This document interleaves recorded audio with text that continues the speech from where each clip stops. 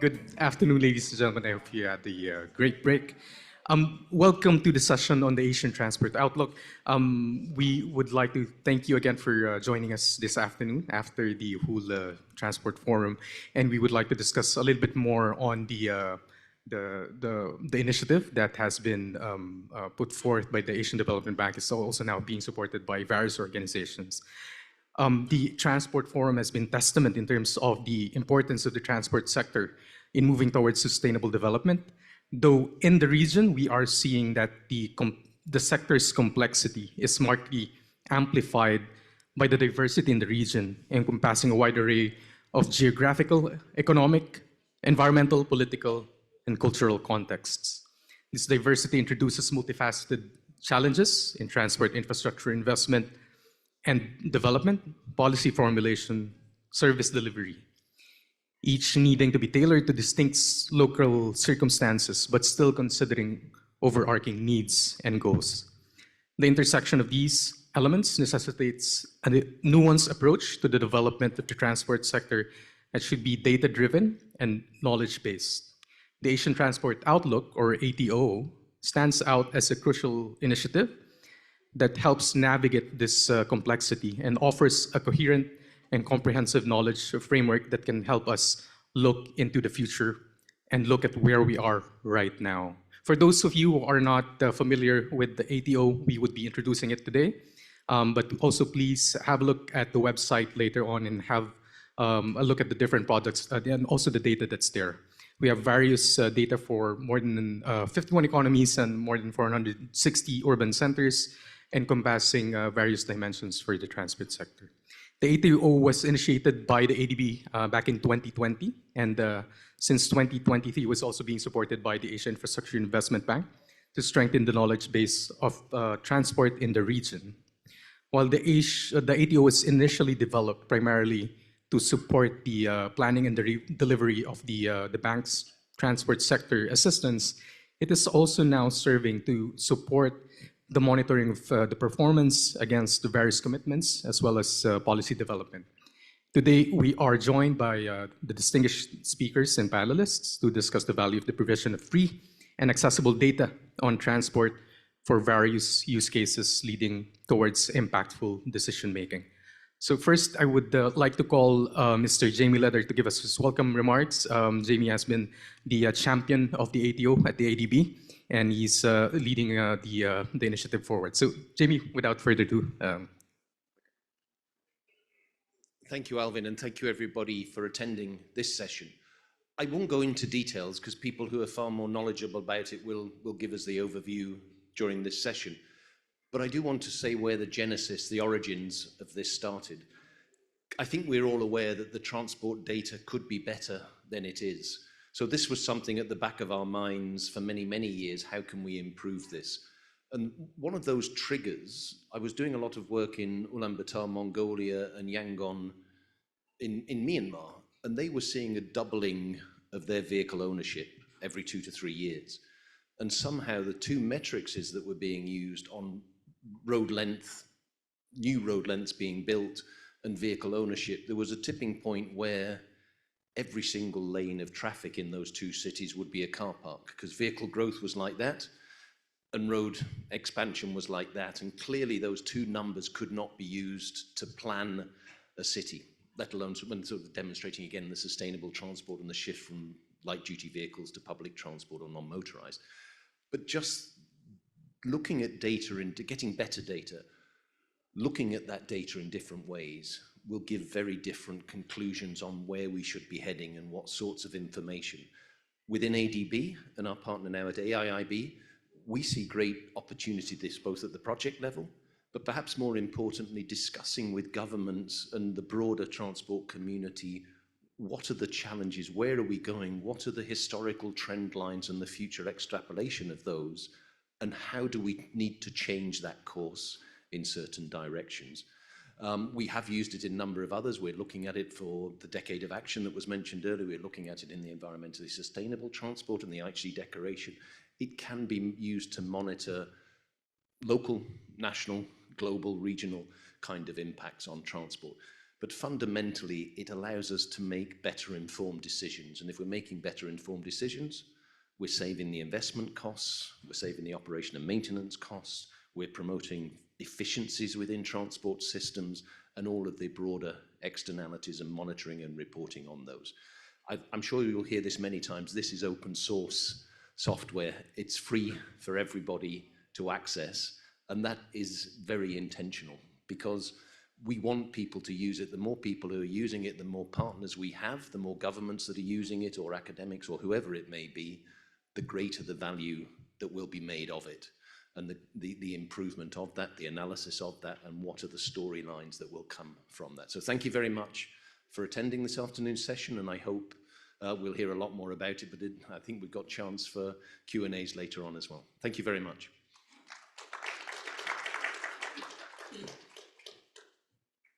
Thank you very much, Jamie, for the inspiring welcome remarks that embodies also the commitment of the AIIB towards data-informed decision-making in the sector. The ATO is a very unique position also to be supported by two international financing institutions. And we would like to acknowledge also the support of the Asian Infrastructure Investment Bank, or AIIB, to the ATO. And now I would like to call Mr. Andres Pizarro, who is the head of transport for South Asia, Southeast Asia, and the Pacific at the AIIB, to give his welcome remarks as well.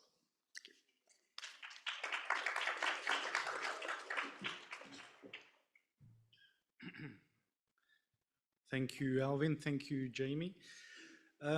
We were very happy to be approached by ATO a couple of years ago on the possibility of supporting this initiative. And I have to say I said yes straight away. I come from not only having worked in MDBs, but also in academia in my country. And I feel that evidence-based decision-making is the basis for everything. And not only in what we do, but also in how we form future professionals.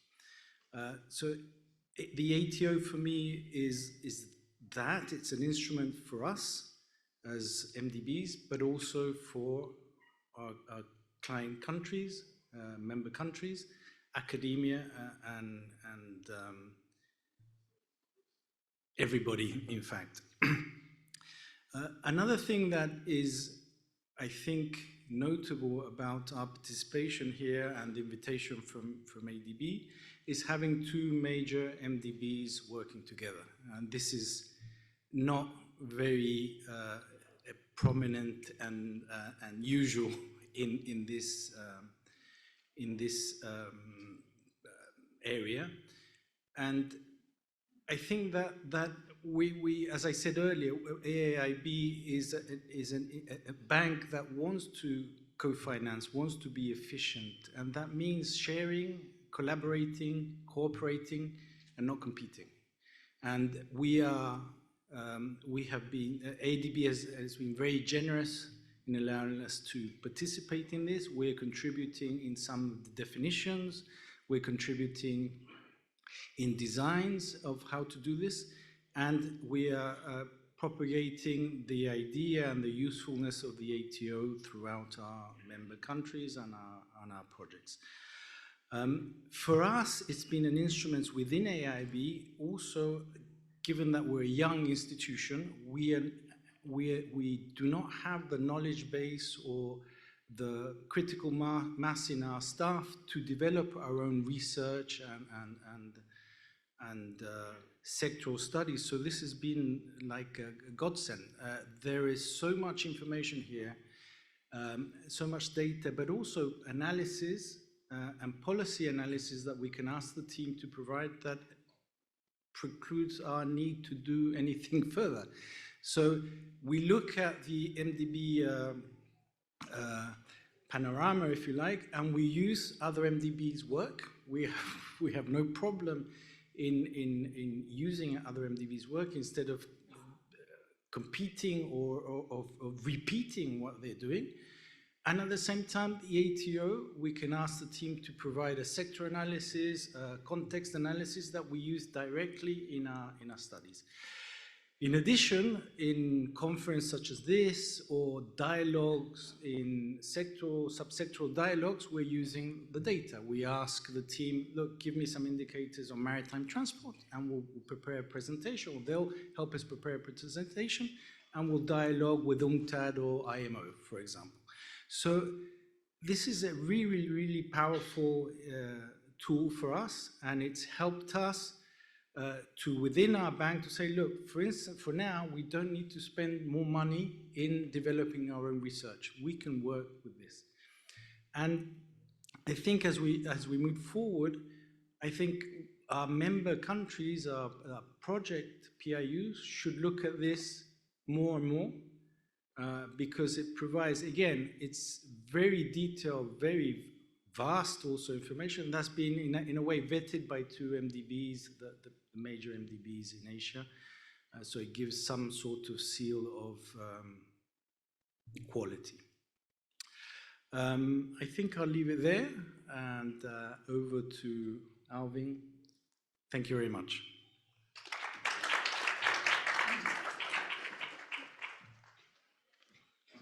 Thank you very much, Andres. And I would also like to thank you for highlighting the importance of the cooperation of the different development banks as well as different institutions in putting forth initiatives such as this, the ADO.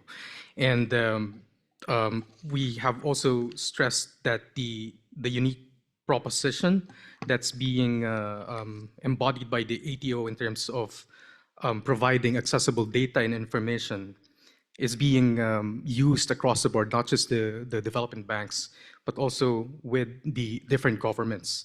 As a concrete example, the ATO serves as the monitoring mechanism for the 2030 AIIB Declaration on Environmentally Sustainable Transport, which has been adopted by 22 countries back in October 2021, and it's being facilitated by the United Nations Center for Regional Development, or UNCRD. Unfortunately, Mohanty of UNCRD cannot join us today, but he has been gracious enough to send us a video message which would be played on the screen. Thank you.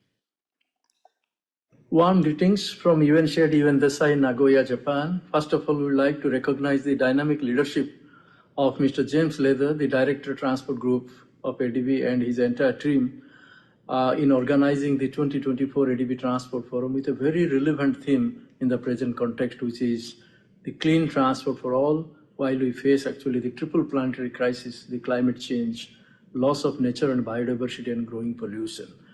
As you know, since 2005, UNCRD Desai has been convening on an annual basis the high-level regional ESG forum in Asia, and the forum has been a venue for the high-level decision makers from Asian countries to meet and discuss how to address the transport challenges in an environmentally and socially sustainable way. The AIIB 2030 declarations towards achieving universally accessible, safe, resilient, and low-carbon transport in Asia, which was adopted at the 14th ESG Forum in Aichi, hosted by Government of Japan, acts as a catalyst for transformational changes in the transport sector in Asia. It includes enabling changes to policy, institutional framework, financing models, data management approaches, and also application of technology.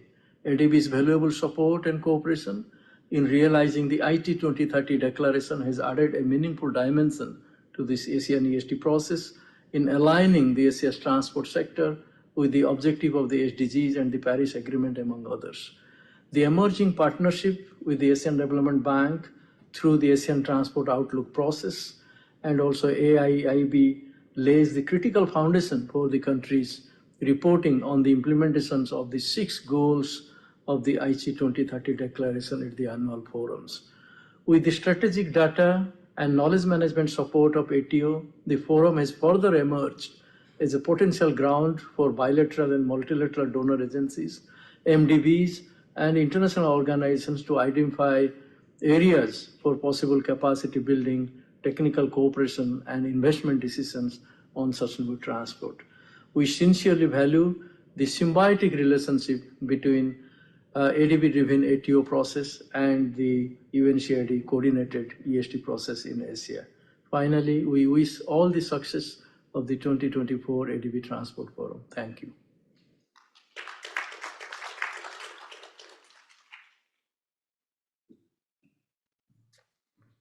Thank you very much, Mr. Mohanty, for the message.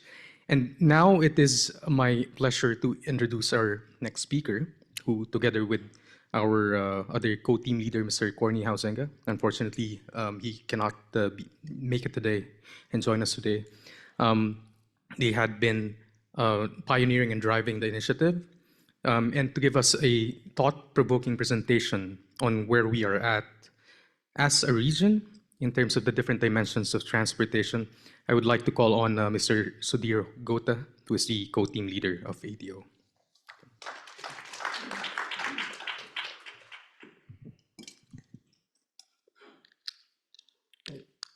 I have got 10 minutes to summarize a dream of more than 15 years and 4 years of active work with an indicator of 700 indicators coming from 1,300 sources.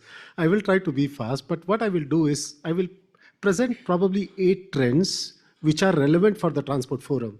And if you are interested in knowing more trends, we are sitting in the booth in the ATO. Please do join us and we can tell you more about your country and more about the region and on these things. So let me start with the first storyline, what we see in Asia. The great infrastructure gap in Asia compared to the global standards. This infrastructure is inclusive of road, railways, urban transit lines. And what we see is that Asia in general has built the infrastructure. 85% of the global infrastructure over the last 10 years has been built in Asia.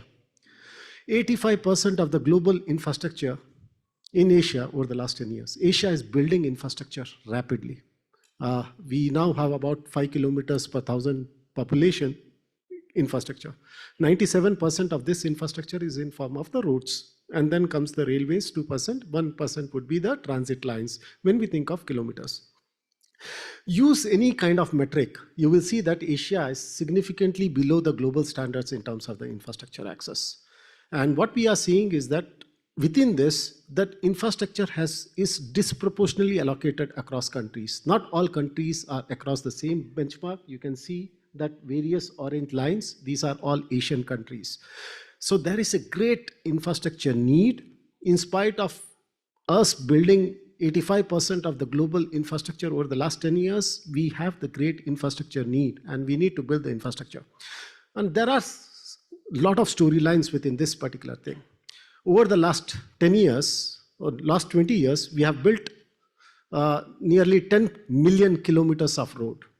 About last 10 years, we have built about 130,000 kilometers of railway lines. We have built about double the kilometers of urban transit line what we built from 2000 to 2010. We built twice in 2010 to 2020.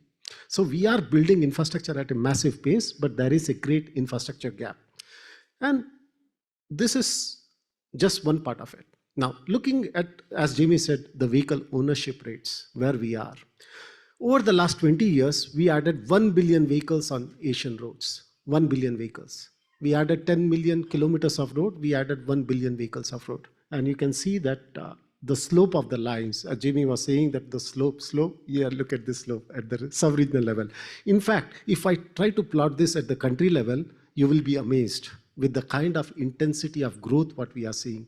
And if you look at all the global projections you can find, people are saying that over the next 30 years, Asia will have at least 50% of the global transport demand in Asia. Considering the growing population, considering the economic development, the transport demand is growing very, very fast. So this is the story on motorization, that we are, in spite of building record kilometers of infrastructure, we are the motorization is outpacing the infrastructure. The biggest storyline, when we think of sustainable development goals, and we had this question in the last plenary closing event of how far we are in terms of sustainable development goals and what we can do.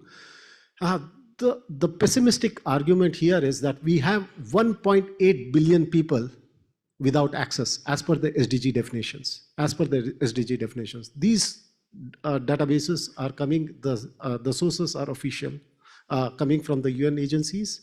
What you see is that 1.8 billion population. 60% of population without access in the world is living in Asia, 60%. So Asia has a greater responsibility in terms of bridging this access gap. And this is only about access to the infrastructure. It doesn't even talk about services. This is only access, whether you are living 2 kilometers away from a rural road or whether you are living 500 meters to 1 kilometer from a urban transit line.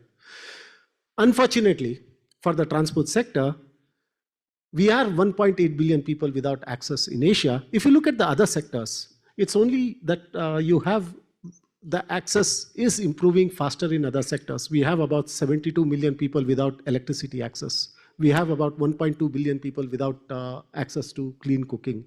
So what I'm trying to indicate is that transport is at a great disadvantage in Asia. We have lack of access, we have lack of connectivity, that there is a need to focus on these things if we want to meet the sustainable development goals.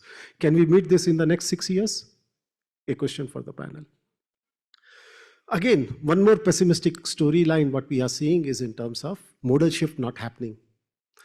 Okay, we have built about 120,000 kilometers of road over the last 10 years. This growth is about 18% of infrastructure increase. You can see the orange line.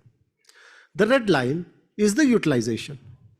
And what you see is that before COVID only, the railway utilization has started going down. And this is a very serious issue. We are building the infrastructure, but the traffic is not coming, at least for the railways. So the policies may not be working. Now, this is the question which we need to consider. Now, if you look at the policies, because we collect the policies also, we see that the policies on railways are very diverse. The infrastructure asset-based policies are only 40%. 60% of the policies are trying to cover the soft side and trying to use the economic instruments to do this. But in spite of this, either they are not getting implemented or something is going on that the infrastructure, that modal shift is not happening in the railways. And this is one of the things which we need to consider fast to make sure that railways become successful. And we are working with UNESCAP in developing the detailed rail profiles so that we can identify these trends at the country level and try to find out what is happening. Now, another sad story is the bus crisis. Now, since the implementation of Sustainable Development Goals 2015, currently 2022, I have the data till 2022, the bus production is down by 44%. Other vehicles is down, has increased by only 3%, which means that vehicle ownerships have, vehicle manufacturing has gone down. Buses, 44% reduction compared to 2015. If you look at import, it is 34% down. If you look at vehicle registrations, it has increased only by 16%. Comparatively, other vehicles have increased by 54%, 3 times higher. If you look at bus passengers, and this is the COVID, and you would see that 33% reduction in bus ridership across Asia. These are the regional trends. Now, if you try to understand these trends at the country level, you get very interesting insights of what is happening. With ATO, you can find this information at the country level and you can understand what is happening at individual countries. Bus crisis, railway crisis, bus crisis. The good news, electric mobility. Asia is electrifying very fast. Asia is the electric mobility leader in the world. Why? More than 95% of buses, electric buses are in Asia. More than 95% of electric 2- and 3-wheelers are in Asia. Of course, you will say that this is all because of China, but what we are seeing is a rapid uptake of electric vehicles across many countries. In fact, in terms of the import, from 30 billion US dollars, it has increased to nearly 90 billion US dollars. There is a rapid uptake of electric vehicles and hybrid vehicles we are seeing in Asia. So this is the good news. In terms of the targets, policies, we are seeing rapid increase in the policies, but a lot of work needs to be done. In terms of the investments, we are seeing that even ADB's investments are going towards electric projects with electric mobility components. But the 9.5 billion, what you see, the cumulative investments which ADB has made based on their portfolio, based on the analysis what we did, we found that 90% of them are either on railways or urban transit lines. 10% was only on the urban transport, the other modes. So Asia is outpacing on electric mobility, which is the good news. The climate resilience, we spoke about climate resilience over the last 1.5 days. What is happening? Asia has 38% of the global infrastructure. In terms of the damage, it is 60% of global damages on the transport sector. Railways, with 4% of the 2% of the Asia's infrastructure, the damage is 25%. In terms of the policies, we see there is a significant lack of climate resilience in the policies. There is a policy gap. You can go country by country, you can see the damages, you can see the policies, you will understand that we are looking at a big challenge. We have to increase the infrastructure, we have to increase the access, we have to ensure that the infrastructure is resilient, the challenge. And the last story, because my 10 minutes is over, is the biggest challenge what you see. Transport sector in Asia is neither integrated in the SDG reporting, neither integrated in Paris Agreement. In the closing panel, I presented the Paris Agreement, saying that only 10% of the mitigation measures are sitting in the NDCs, 90% are sitting in the policy documents. So the transport is not well connected with the global processes. And even in SDGs, if you look at SDG reporting, the VNRs, you will see that 95% of the sustainable goals related measures are not being reported in the VNRs. So the countries are not really reporting what they need to report on the transport sector. And this information, unfortunately, because it's very difficult to compile, we have made it easy by putting it in our website. So if you are interested, you can go to the asiantransportoutlook.com. You can go to the databases, you can download the data. Now, this is probably a little bit difficult because there are like 600, 700 indicators. It might be challenging to traverse through it. What you can do is go to the analytical outputs and you can try to look at the profiles. We have transport climate profiles, we have green roads profile, you will have railway profiles within few months, you have profiles for electric mobility, you will see a profile on gender in coming months. So what we are trying to do is not only increase the database, but also trying to provide the analytical output which is there. You will see the SDG report. Our SDG report is unique because we not only compare Asia, what is happening within Asia, we compare it with other regions and other sectors. So please do visit the website, do look at the information, do come to our booth, and we have a lot of stories to tell. Thank you.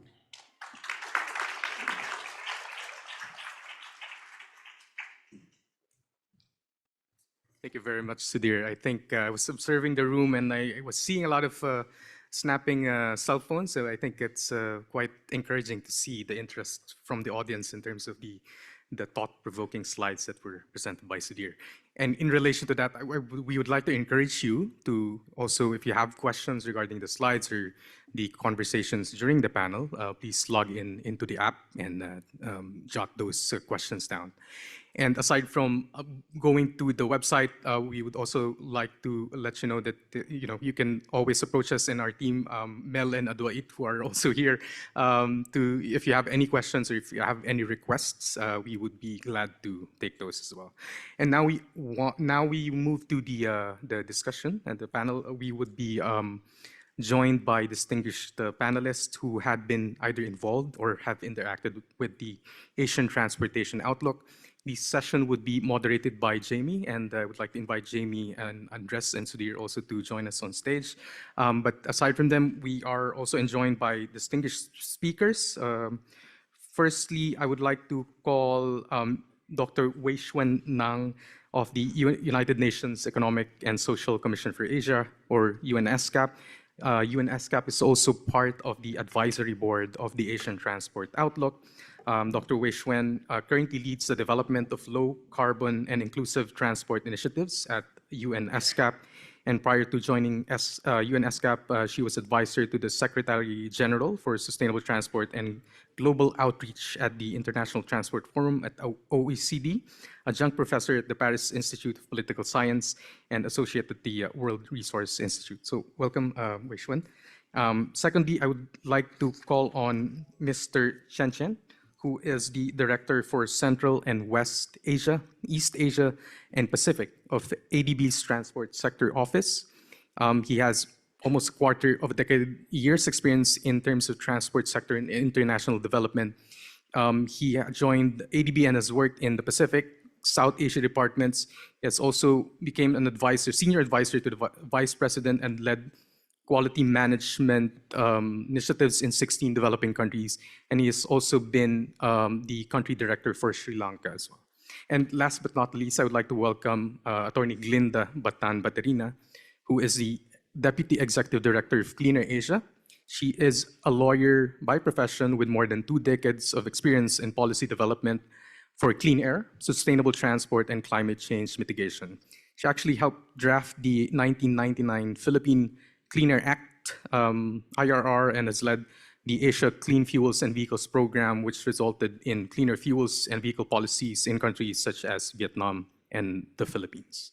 So with that, I would like to hand it on to Jamie. Thank you. Thank you, Alvin. Thank you very much, the panelists, for joining us. I'm going to ask one question to all of you, so please provide your response, because we want to get a little sense of how you are using information from the ATO.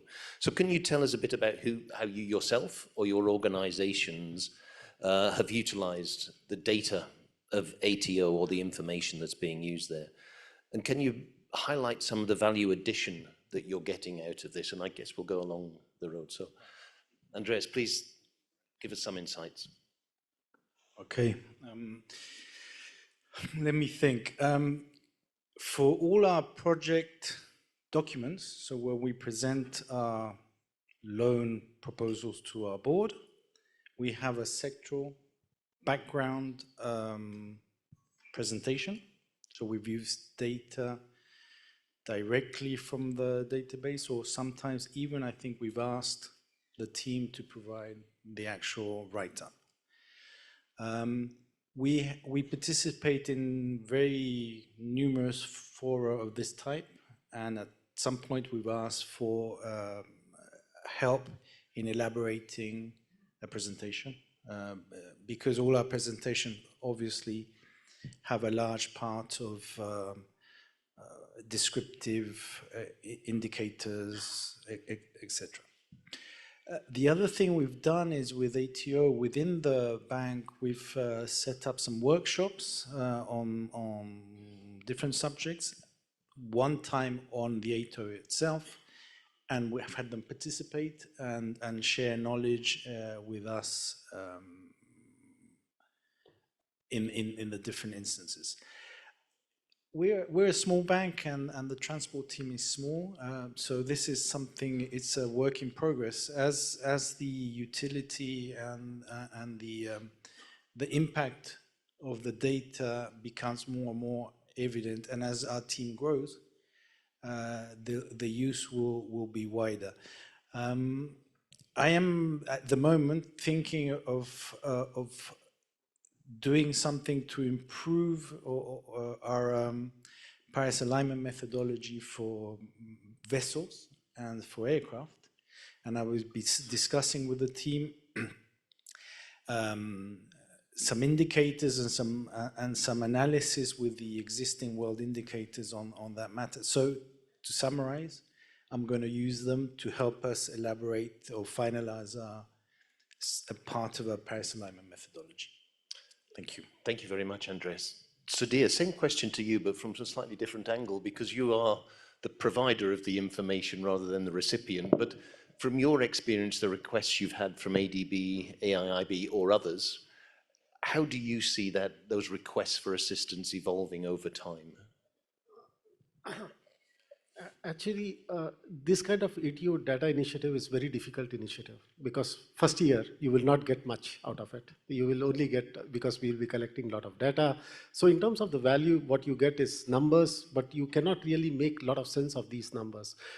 So before answering your question, Jamie, I would rather say that it has been a foresight from ADB and AIIB to have patience with this particular initiative, because what you get is exponential benefits if you keep funding it. And what we are realizing is that initially the data was whether these countries have the information, whether there is a vehicle registration numbers.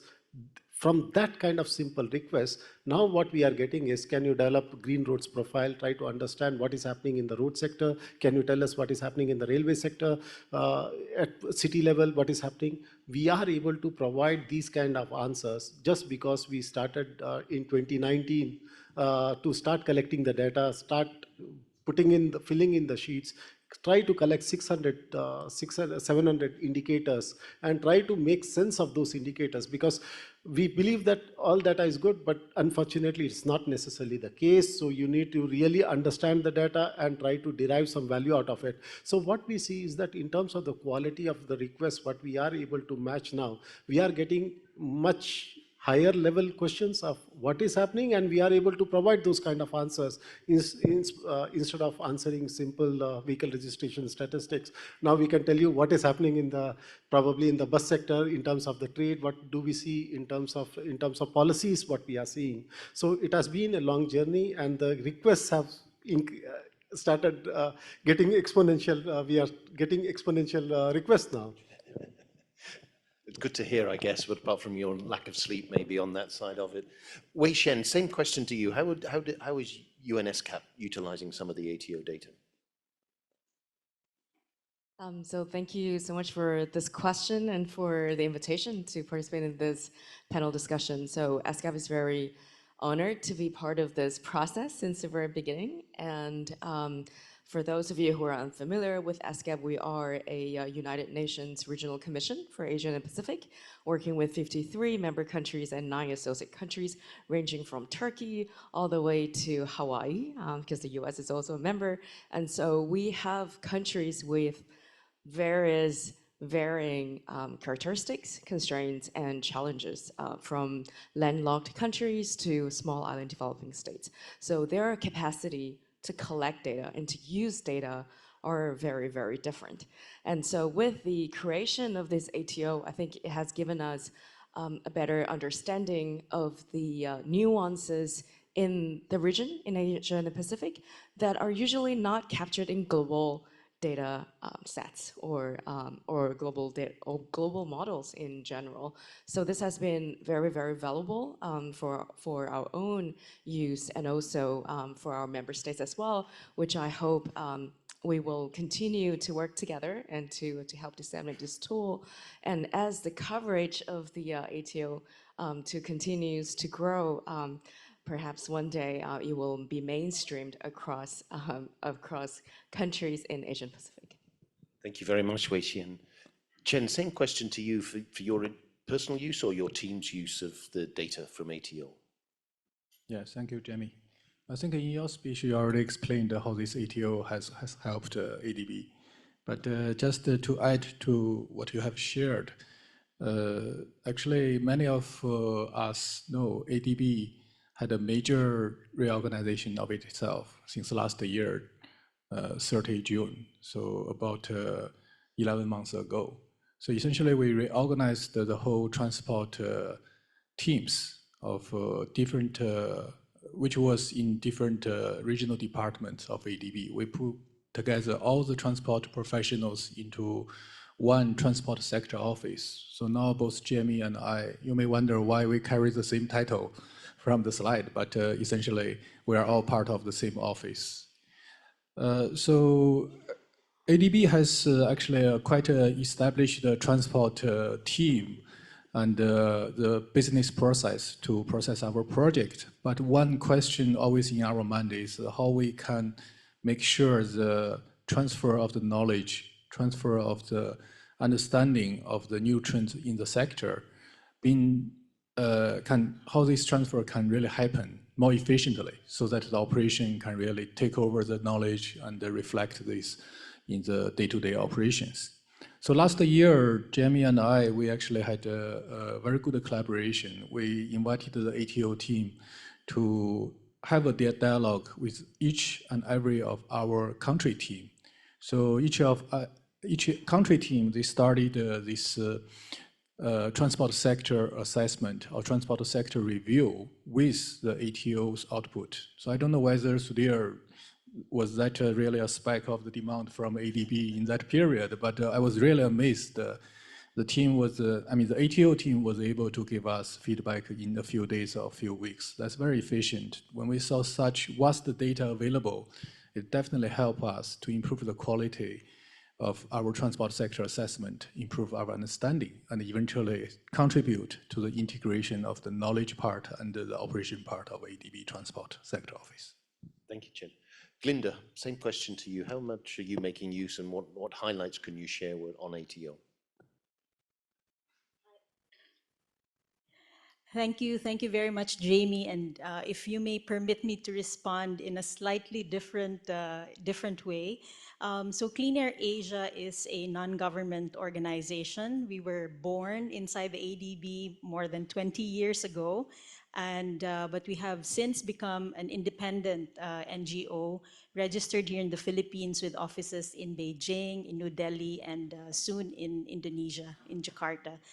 And so Clean Air Asia, apart from using the information and the analysis that's provided on the ATO website, we actually engage in a lot of conversations with national government officials and city officials, helping them in planning, access to mobility, improving their transportation plans so that they can incorporate the not so usual performance metrics and incorporating considerations like air quality performance or emissions reduction from a transport system or GHG emissions reduction. And the ATO provides a wealth of a lot of metrics that that opens up the minds of our transport planners, that it's not just traffic speeds that are important to consider when planning mobility, but also environmental indicators. And that's all clearly stated and highlighted in the ATO data. But second is also that when you're dealing with cities, they're very action oriented, so they want to see what solutions are being applied in their peer cities.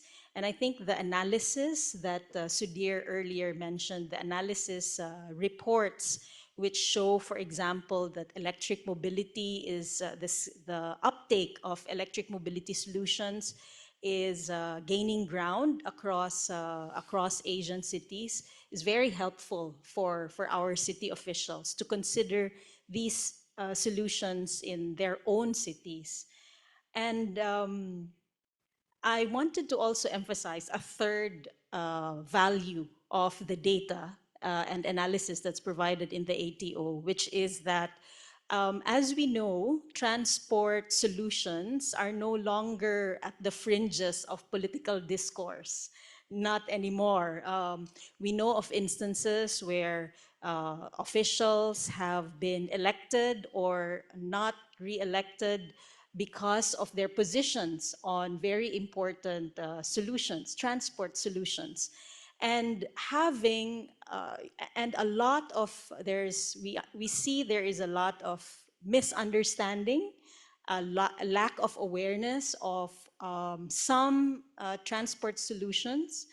And it is very important to have a credible source of information, an objective source of information when you, as a city planner or a decision maker, are faced with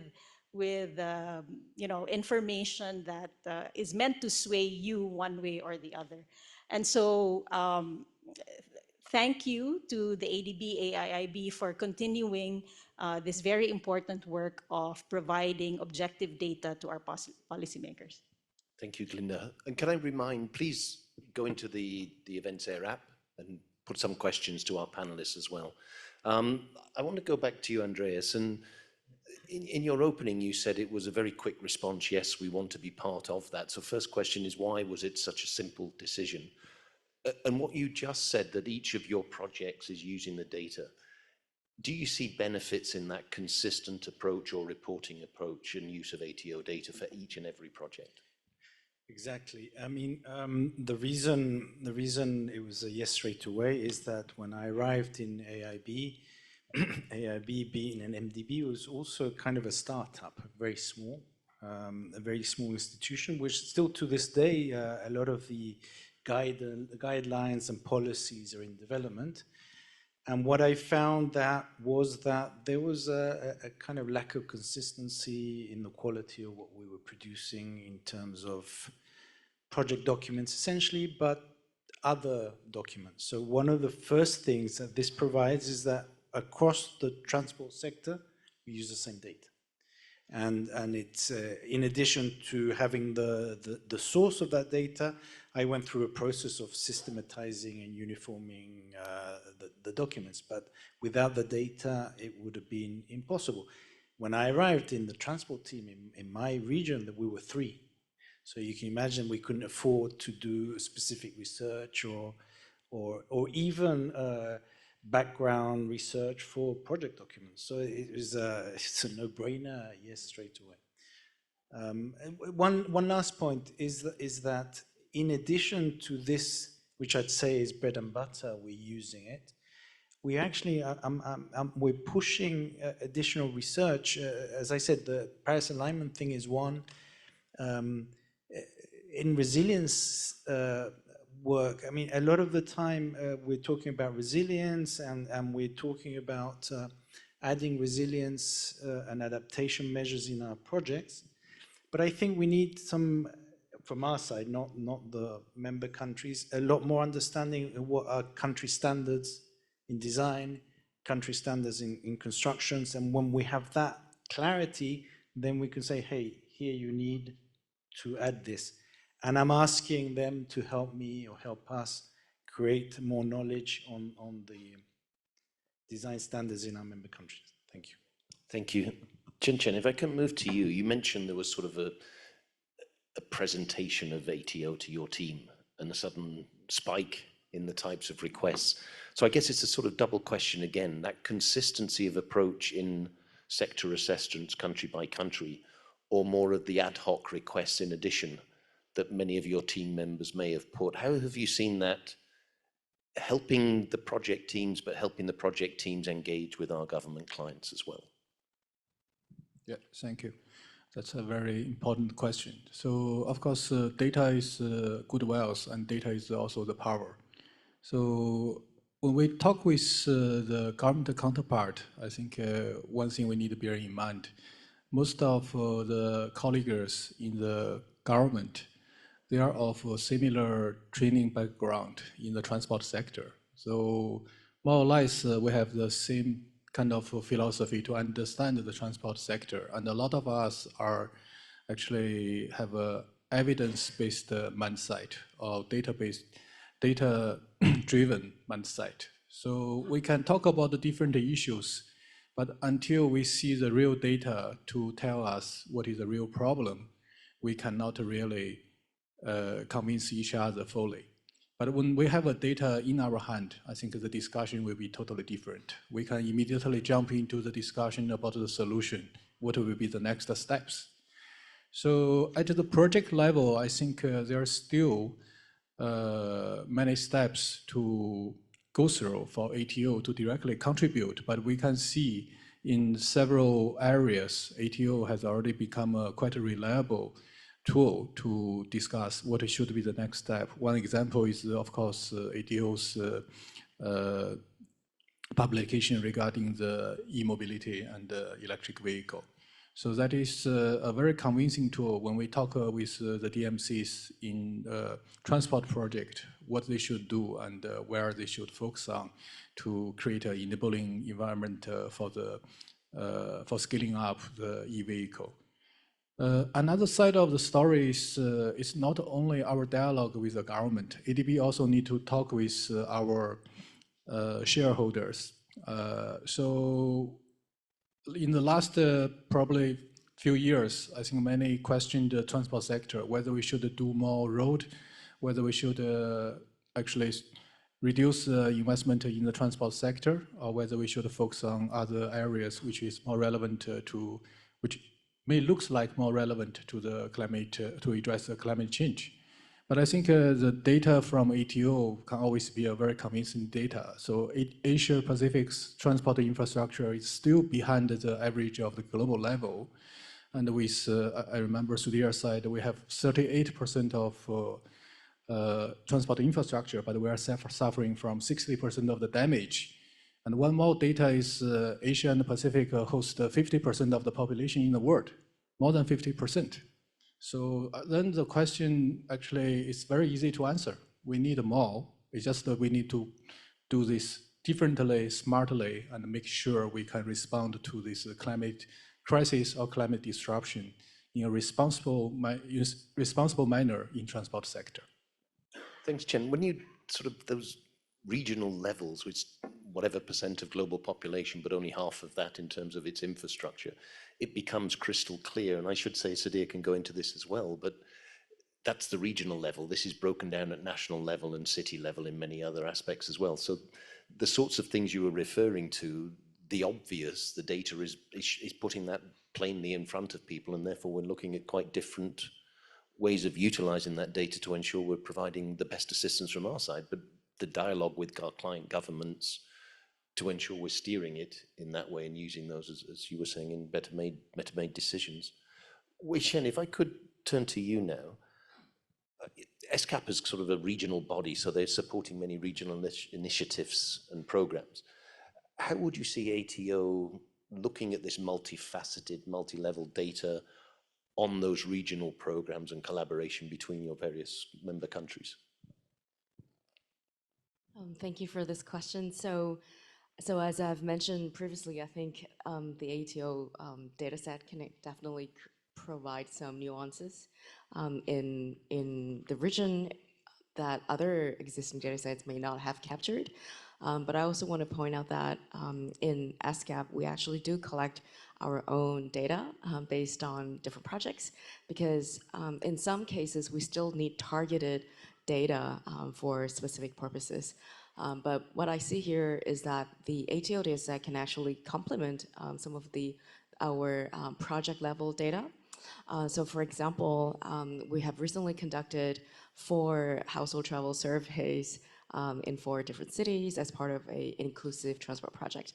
And one of the cities actually came to us and asked us for the data because they, as the city authority, has not actually collected such data. And so so that's an example of how we have also used our data collection different methodologies to provide more assistance to our cities and our member states. But at the same time, we can also go back to those countries and inform them of the ATO tool that on a national level, there are also other data sources available. And so I do see a complementary there in terms of the different areas of overlapping interests. And I also want to point out that we are, in fact, publishing our flagship report this year, the 2024 review of transport development in Asia and the Pacific. And so we've actually referred to many of the ATO data sets and variables to really create a context of the major regional trends, the changes in major trends. And so this is definitely from a regional level, this is definitely very helpful. Before we go deeper into national or even city level narratives, and so that again, it's a way how I see the ATO complementing our work. Thank you very much, Wei Shen. Glinda, a sort of similar question to you, but your thoughts on the value being offered by comparable data and that in ATO, and what impacts that's got on shareholders at the national and the local level. Thank you, Jamie. I think there are 3, so I'll just provide 3 instances where the information is valuable to particularly the countries and the cities that we work with. So first is that it provides an analysis of the trends in terms of uptake of specific solutions. Because I think this is what the cities and countries are really interested to know about. They always ask us, how do they fair compared to their peer countries. So a lot of benchmarking, there's interest in benchmarking their performance with their peer countries. And also, as I mentioned earlier, that they are wanting to see what solutions are being implemented in the countries and the cities of the same socioeconomic development status. And so the information provided in the ATO provides them with this information, because usually a city doesn't want to be the first one to be implementing a solution. They'll want to see that the others have, and they want to learn from the challenges that were faced by their peer cities and countries. So the analysis that the ATO provides of these trends in uptakes in solutions is very helpful. Yes, and I think when a country, for example, like the Philippines now, we're working with the Philippines in implementing its electric vehicle industry development roadmap. This country is wanting to provide an incentive scheme for to increase uptake of electric vehicles. And the first thing that they would like to know is what are the incentives that are being provided across the Southeast Asian region, so that they can study these first and see which ones they could also they could apply in their own incentive scheme. So these kinds of regional overviews would be very helpful to the countries we work with. Thank you, Glinda. We've got quite a few questions coming in, but please keep them coming as well. Can I now turn to you, Sadia? You said you were in there from the beginning. So during that journey, what do you think has been the most significant wins? That's on the positive side. But what has been the persistent challenges for implementing such a project? Okay. When we designed the ATO, we actually learned from a lot of the mistakes what we have done over the last 15 years. Now, this is not the first time we started thinking of a data initiative. Jamie, your first project, which I did, was in 2008, where we purchased the data because we couldn't find the data. So we purchased the data and we thought that this is not sustainable anymore, because you need to spend a lot of money in buying something which may not necessarily be of great value. So over the last 15 years, we have tried this many times with many different funders, and we have failed many times. What we did right this time was we actually turned around the question. So the common mistakes what we did over the last 15 years has been that we started thinking from our own side rather than thinking from the consumer side. So here we started thinking what ADB and AIIB first would need, and then what the policy makers would need, and then what our interests are.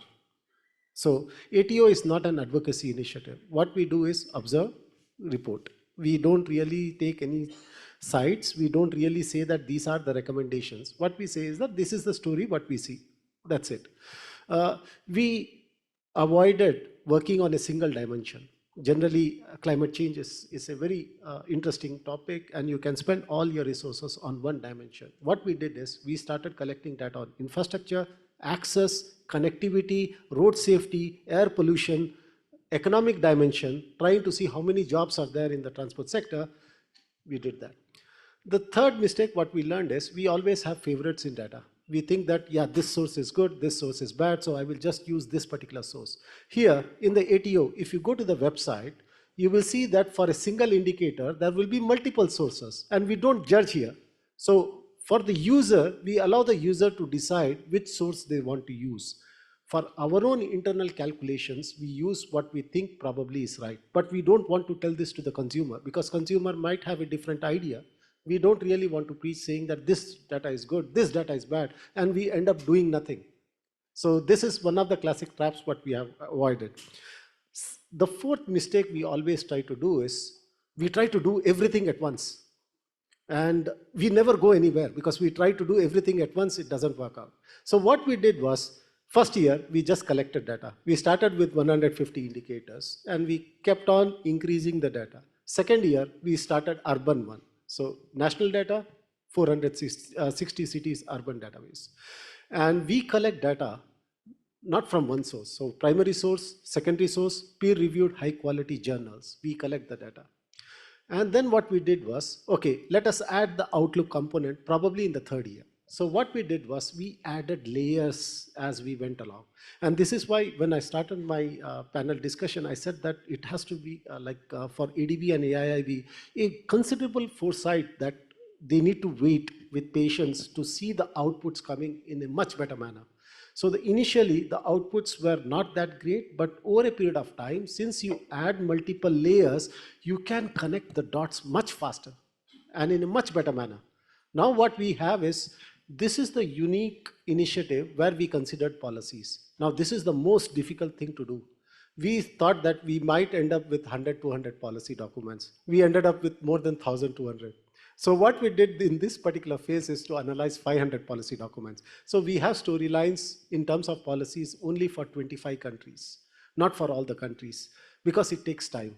What the researchers do is go through page by page, line by line, extract the necessary recommendations. We use a laundry list of 265 measures to understand what is happening in the transport sector. This gives us a very unique perspective of what is happening. What kind of co-benefits are we seeing? We can, the kind of stories what we are seeing is amazing. So all this took a lot of time. It is important that we have patience with this particular initiative, keep adding layers and not try to do everything at once, because then we will fail. So we will incrementally improve it, because then the users might get much higher benefits. And the last is, in all the data initiatives I've worked with, we have never considered, this is the TOR, this is what we are going to do. Here, we do whatever is there in the TOR, but if anybody has a request, we make sure that we reply to that. And that's how we started building collaboration and cooperation with agencies. I could see Society of Transport Engineers, Nepal, we have a collaboration with them. We have the Research Society in Indonesia, we have a collaboration with them. With UIC, with IRF, all the organizations who are generating data, we are trying to build a relationship with them so that we can share what we have, we get what they have, and then we can probably take the best step forward. Thank you, Jimmy. Thank you, Samir. We'll go to a couple of questions, but then I'll come back for a very quick response to each of you, the dynamic nature of the region, but we'll go to some questions, then come back. Could you give us 2 thoughts on the emerging priorities that we'll see? So we'll have a wrap up in terms of I see it's X and Y. So I'll give you some time to think about that while we go to the questions as well. There's one question here on from Elizabeth Jones. What are your ideas on the potential to expand this model to include other regions, and also the question on poor data? Andreas, I thought you'd like to. I just wanted to give an anecdote and to explain that this is unique. This is unique in the region, in the world, I mean. Neither Latin America, Africa, or Europe has an equivalent. And I'm saying this from experience, because having worked in Latin America, I worked in the CAF-supported Urban Mobility Observatory. And what they did there is they collected data in 1 year, and in each country they hired a consultant. So there was complete difference in the sources and the way the data was collected in each country, and it was put together, and it was static. Then there was no more data for years, and then they redid it into 2015, etc. So this initiative is unique and should be commended, not only because of the uniform quality across the countries, the fact it's one team, but it's dynamic. It's not one point the data's there, it's being renewed, it's being updated. So we have complete confidence that when we do a region-wide assessment, the data is the same, it's been collected the same, and this is really important, otherwise you can't do real regional assessments. Now, the possibility, we started talking last year with other MDBs on how to expand this, and I think this is something that will continue in discussions, and I don't think we would expand. The idea was that the other MDBs do something equivalent in their preferred regions. I think that was the idea, right? Maybe it's something in the name of Asian and Asian and Asian, so perhaps we need to work with others, and we are reaching out to others so we can look at other regions beyond Asia. Another question from Robert Kang, and this is quite a very interesting one, because obviously data, we're saying it leads to better informed decisions, but this question is, how could ATO identify solutions in particular areas? So dear, maybe, yeah. We have actually discussed this many times. Should we start saying solutions? And we decided that this is not the objective. But I believe that you can easily find answers through ATO databases and the profiles and the knowledge products, what the solutions is. I'll give you a very good example. At this point of time, we have done policy analysis of 25 countries. All of them are developing countries. But what we see is very interesting stories within countries. There are, like, for example, when we collect policies, I'm talking only about policies because the question was on policies.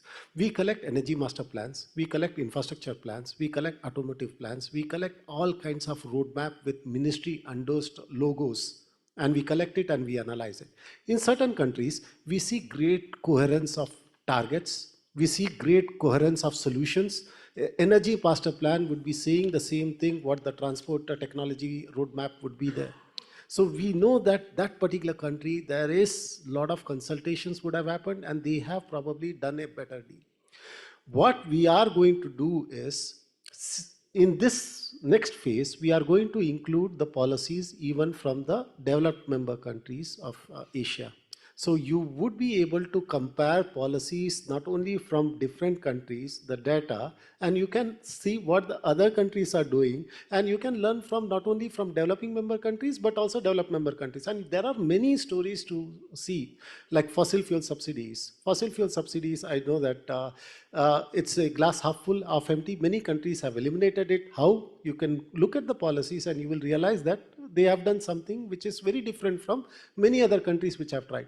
So looking at the policy database, we are trying to develop a policy atlas next year.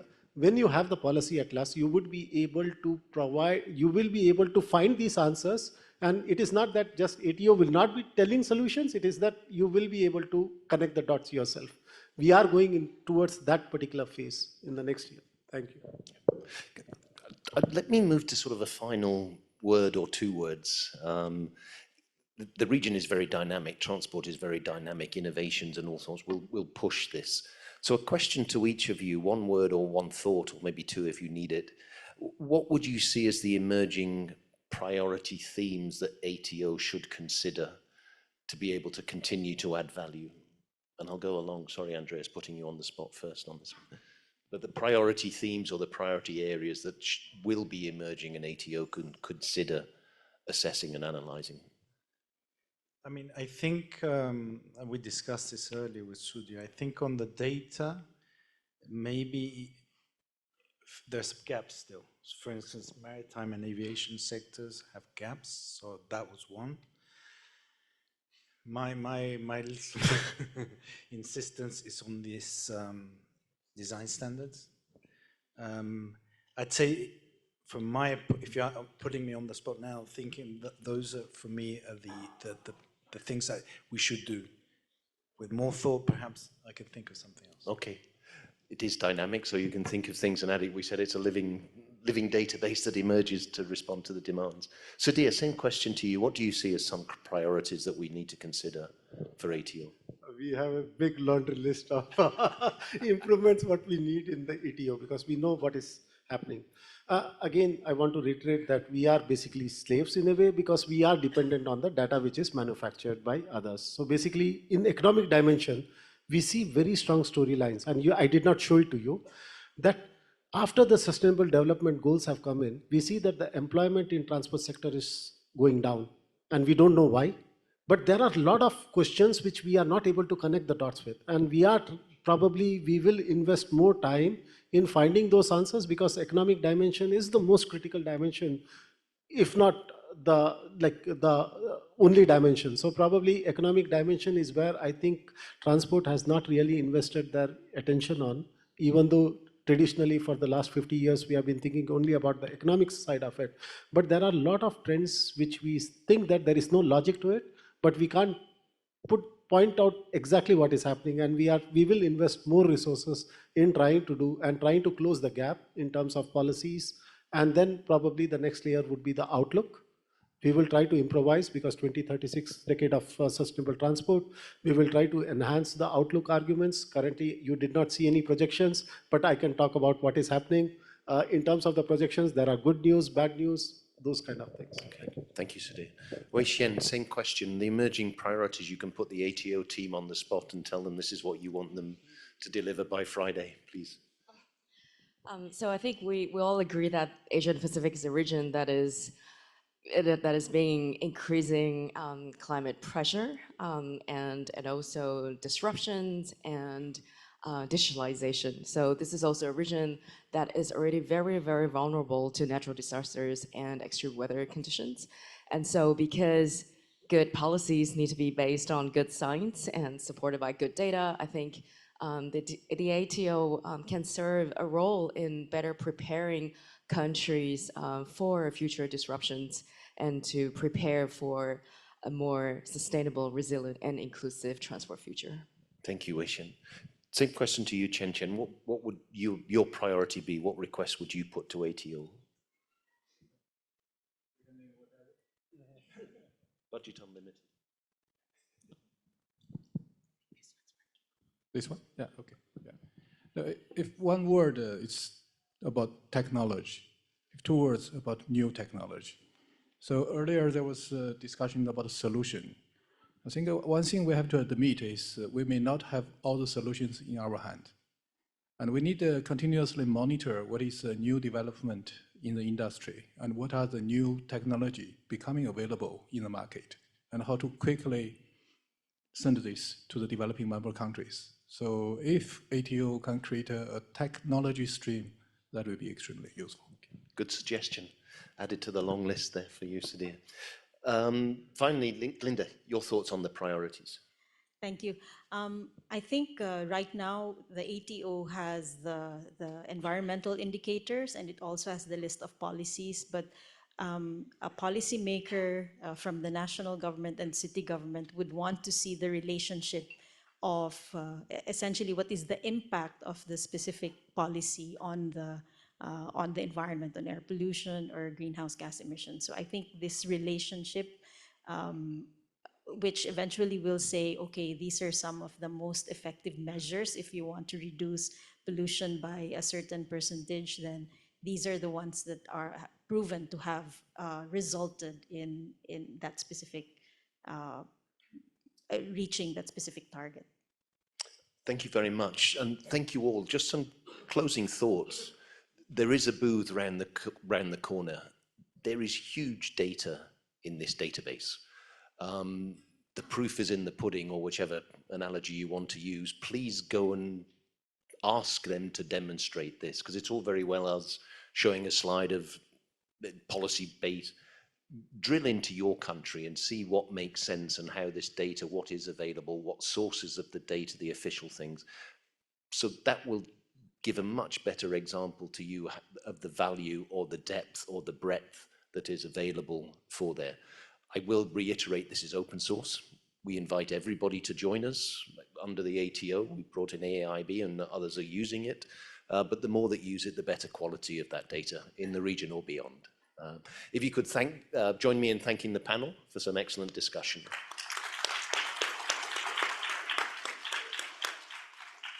And thank you all very much for joining this session.